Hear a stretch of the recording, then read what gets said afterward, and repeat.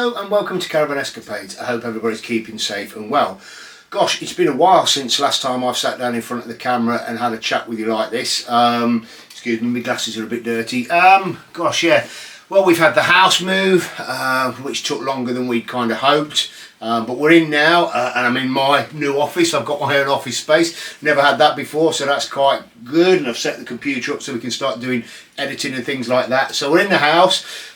We've only managed to kind of get away once so far this year. We've been away to Woodhall Spa with some friends, which was good. We enjoyed that. You probably see the vlog on that.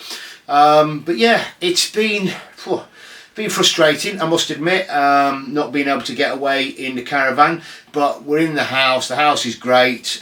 We've been doing most of the bits and bobs, getting straight and that sort of thing. Still got a little bit to do, but certainly the house and work have taken up an awful lot of my time. But we're in now, and the good news is we're off to France in about 3 weeks' time, so we're really excited about that. Blimey, what we're doing about fuel prices. Those of you may know I drive a Mercedes 350 GLS. It's a 3 litre V6, and it shames me to say that it costs over £200 just to fill the car up. It's a 100 litre tank, so it is a 100 litre tank. But yeah, the fuel prices are getting a bit on the high side, a bit difficult to cope with. We probably haven't noticed it so much from the camping side of things, just because we haven't been away that often. But I am actually considering getting a smaller car to run to and from work and really do some of the work trips that I don't need the big car, and literally keeping the GLS as a tow car for weekends and things like that. I mean, we love the GLS. As you know, we've got a big 6-berth twin axle Caravan, the Swift Accord, and we do need the GLS really, or a big car kind of to pull that, and we just enjoy having the extra space and the comfort. So yeah, I'm not looking forward to the fuel cost heading down to the south of France, but it'll all be worth it, I'm sure. So France back on again. Last time we were due to go to France was 2020. So the last time we went was 2019. So the last time we booked was 2020. So booked, obviously pandemic came, we had to cancel that. We rebooked for 2021. Pandemic still about, possibility of having to self-isolate when you travelled and all that sort of stuff. So again, had to cancel that. And then 2022, we're back on again. Now, some of the bits I booked with the Caravan and Motorhome Club, some of the bits we booked direct. So I have to say, you know, overall the Caravan and Motorhome Club have been great. They've either refunded me what we've paid and then rebooked us. The ferry, which Dover to Calais, in fact I'll come back to ferries in a bit, but yeah, the ferry Dover to Calais, we've managed to kind of save what we'd paid and get it rolled over. But obviously every year since, the costs of that have gone up, and I've seen a few of you on some of the forums are kind of using different routes than Dover to Calais and actually trying to make some good savings. We're going with P&O. Who knows what's going to happen there, what that's going to be like. But when we came to rebook the ferry, we were, to get the best deal, we also had to pay for campsite or European campsite vouchers for the Caravan and Motorhome Club. I would have looked for other crossings and other things, but we'd already got this credit there. So we've got at the minute about £140 worth of vouchers. So I might use those when we kind of go away. But it was kind of one of those things. If you weren't buying the vouchers, let's say the ferry crossing would cost you £390. If you bought £70 worth of vouchers, which obviously you can use for other campsites, the ferry crossing would then cost you like £220. So all in all, you'd be paying like £290 with the ferry vouchers and saving £100 on the ferry crossing. But it all kind of got a bit confusing. But we got these vouchers, we need to kind of dig those up. So France, it's been 2019 since the last time we went. Obviously the pandemic's happened, Brexit's happened and that sort of thing, and I've been so busy, I'm not kind of sure where we need to be with all the bits and bobs and documents and that sort of thing that we need. I mean, I'll go through what we've done so far, but if you guys can think of anything we've missed or anything we need, please put in the comments below.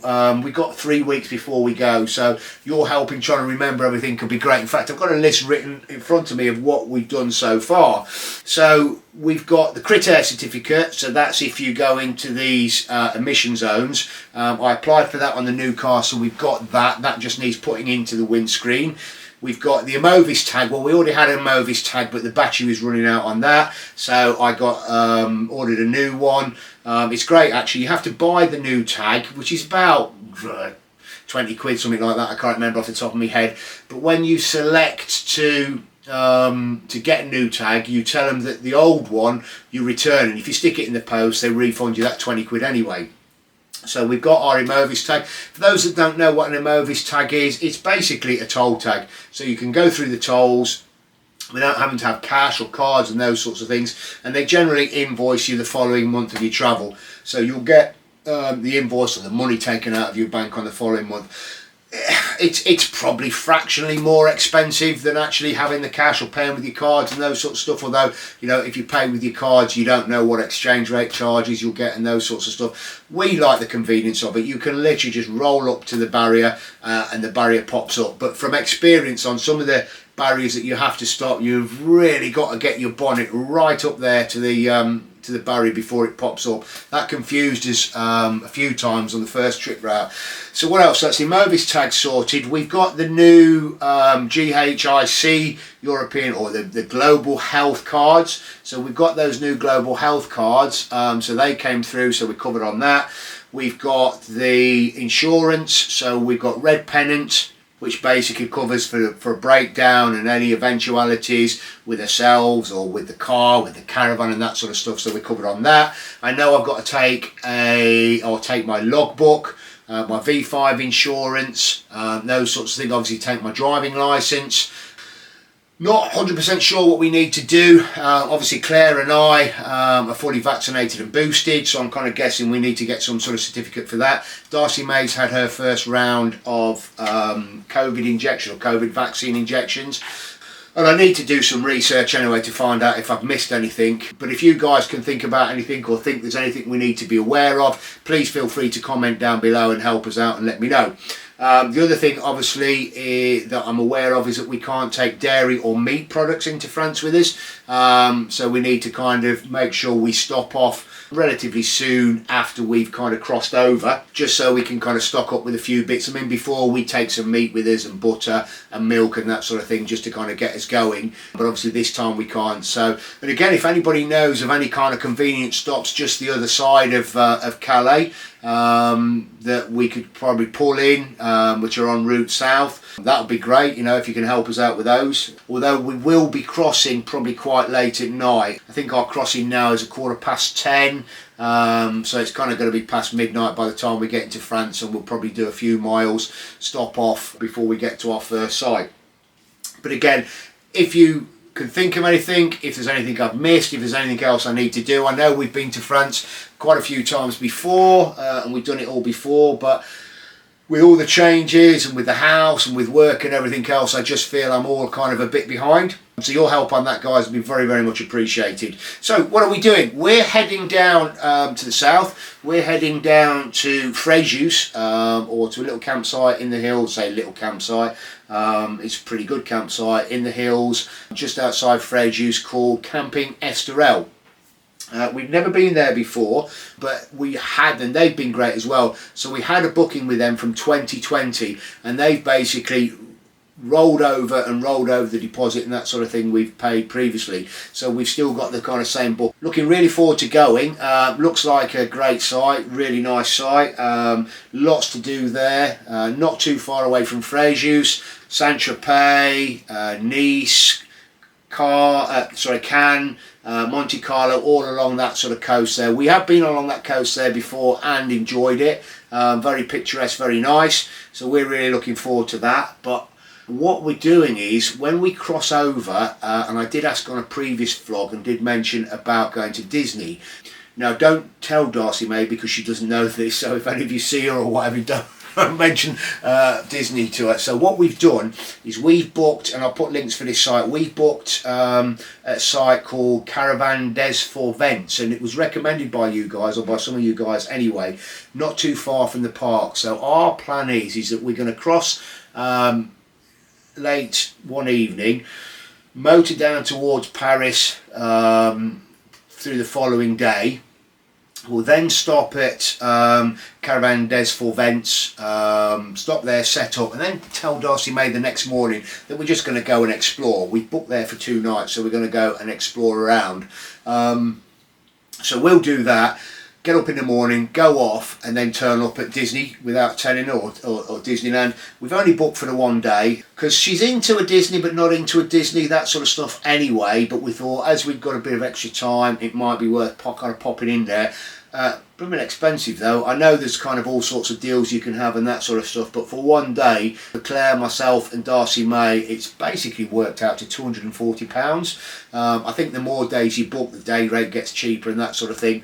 But yeah, a lot of money, but I kind of guess it's one of those once in a lifetime things. So we're going to make the most of it. We're going to get up really, really early, or make sure we get there for when the park opens, and then leave when the park closes. Then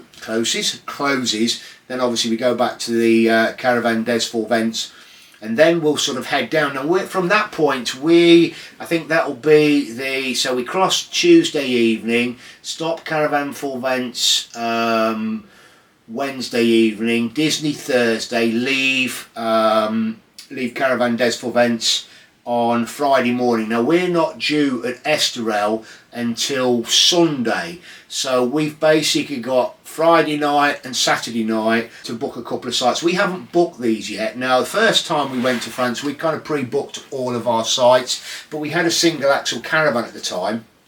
Second time we went, we didn't book. We still had the single axle caravan, but we just kind of saw how far we could get, and then literally just kind of phoned up or went on the internet and found availability and that sort of stuff. I'm not sure whether we're going to be able to do that now, and also we've left it quite a bit late to not book some of these sites, because not all French sites accept twin axle caravans. Some of the sites are a little bit smaller, a little bit tighter. So what I might try and do, if we can, within the next week or so, is get couple of sites booked up on the way down there, hopefully get that sorted. I'm sure we'll be fine. When all said and done, at least we've got kind of somewhere to sleep pulled along behind us. So a couple of sites to book going down. We then get to Esterel. We've got approximately 2 weeks at Esterel, and then we start heading back, and the same thing is, the only site we've got booked coming back is just outside Calais. It's called Bien Assise, I think that's how, or Bien Assise, I think that's how you pronounce it. We have stopped there once before. Quite a large site, quite a clean site, quite a nice site. It's about 20 minutes drive from Calais.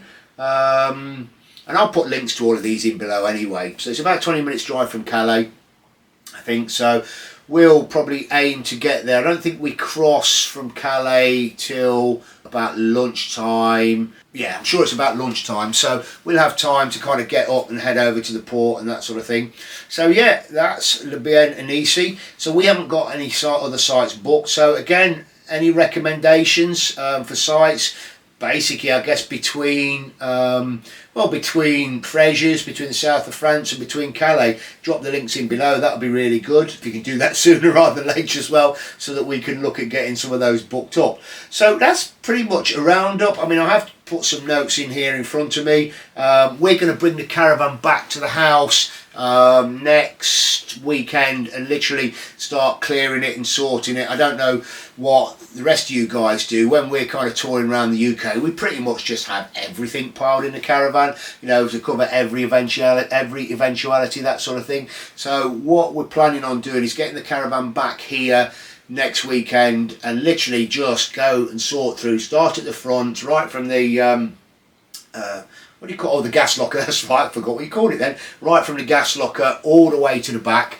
Talking about gas, something I need to kind of discuss with you guys, but I'm not sure at the minute. Anyway, so right from the front all the way to the back. So we're literally going to only take the things we need. Previous years going to France, we've taken far too much, far more than we've ever needed. We're not going to take the big full size awning. We are going to take an awning, but we're not going to take the big full length thing. We're going to take the kind of just the centre section, and we're only going to take what we need. So hopefully that will kind of cut down on the weight as well. I mean, I'm probably thinking like this just because of the fuel cost. Obviously want to reduce the amount of fuel that we're going to carry, fuel that we're going to start using, or at least get some better fuel economy. Talking about fuel economy, the GLS gets with a Caravan on the back somewhere between 18 and 20 miles per gallon. I know, 18 and 20 miles to the gallon. Yeah, it's got to be expected. It's a big car, it's a big Caravan. I was watching one of Dan Trudgeon's videos the other week, and he was talking about their tow car and the problems he's had with it and that sort of thing.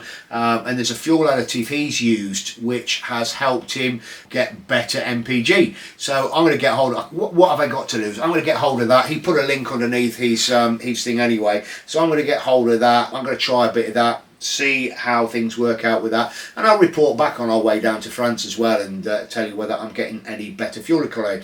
Anyway, back to gas. I'm in a bit of a dilemma. We carry 2 of the 6 kilogram red bottles, propane, butane, I can't remember. Anyway, 2 of the red bottles.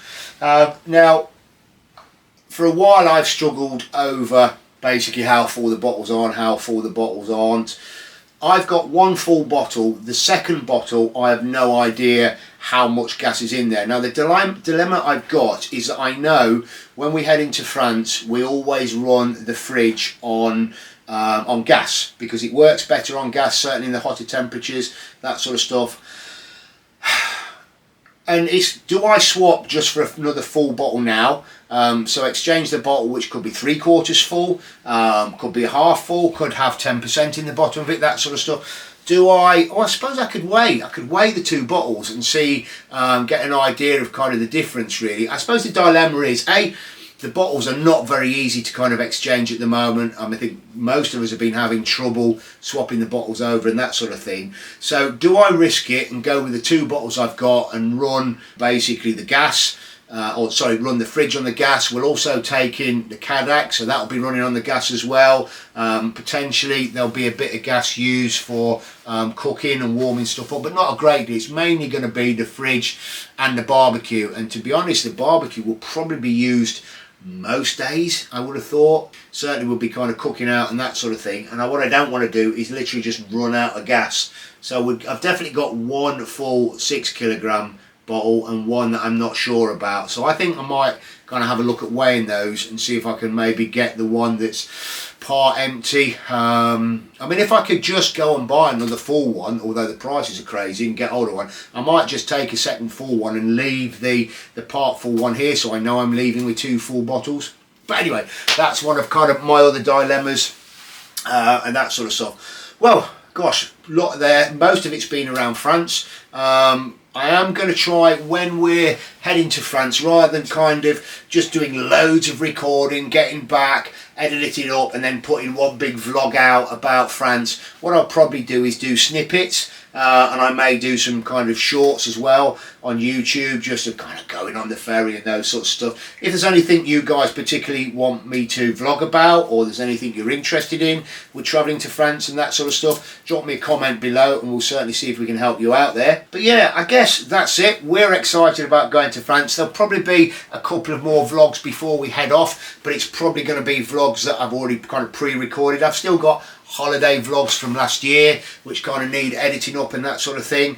Or what I am going to, here's another thing, we've got to swap from GB stickers to UK stickers. What do you guys think about that? I've got GB stickers on the back of the Caravan, GB stickers back on the back of the car, and I've got kind of nice chrome ones. I've really struggled to find chrome UK stickers. I've got some, but I'll probably vlog on me swapping those over, so I'll bring the Caravan up next weekend and I'll swap those over at the same time as well. What do you guys think about the UK, the GB thing? I like the GB thing. It's daft, it's daft to me, that sort of stuff, but I don't think kind of UK on the back there just looks as good as GB did. It's a daft thing, I know, and it's probably because I'm of a certain age, and I always remember travelling to France, you know, as a little kid with my parents back in the 70s, you know, the GB stickers then, and painting the headlights yellow. Do you remember that? I used to have to paint the headlights yellow with a little kind of, my dad used to buy this kit, and it was like a nail brush and literally just paint the headlights yellow. You'd have to put these little reflectors on as well, so that it would divert the beam the other way. I mean, how things have changed. I mean, if you remember those, if you remember the kind of the yellow paint to put on the headlights, and the little deflector bits that you'd stick on the headlights to change over, you know, drop us a link. Tell us about those and tell us about your experiences below. I mean, now it's easy. I think I go into my settings in my car, you know, and basically just swap it for left-hand drive. I don't have to do anything apart press some buttons, and it just kind of changes the direction. I must remember to do that actually when we kind of cross over as well, because we will be crossing over late at night. And there's not a lot else I need to do to the car really. It literally is just swap over from that GB to the UK. But I'll put a little vlog of me swapping those over. I don't know how I'm going to do it. Probably a bit of a heat gun, borrow Claire's hairdryer, probably do it without telling her, and just add a bit of heat in there, take the old ones off, clean them up a bit, and kind of put the new ones on. But I'll do a vlog on that for you guys anyway. Well, that's me. I've waffled on for a bit now. I've no idea what's it say on the camera, how long we've been going. I can't, blimey, 22 minutes. Have I really been talking for 22 minutes? Oh, I'm sorry, I've waffled a little bit. But anyway, yeah, that's another one from us. There will be some more vlogs coming. I hope you've enjoyed our catch-up. I've enjoyed sitting here just kind of chatting to you guys from our new office as well. There will be more chats coming from the caravan and that sort of stuff, but you know, it's nice to have a little space to sit here, chat to you guys, and then kind of edit the vlog. So as soon as I've done this, I'm going to start editing on there and try and get that out tonight. Anyway, that's enough waffle from me. I hope you've enjoyed this. Please, if you have, subscribe. So don't forget to like, subscribe and share. Hit the bell notification button and you'll be notified when we put new videos up. So that's another one from Caravan Escapades. Thank you very much for watching, and we'll see you soon.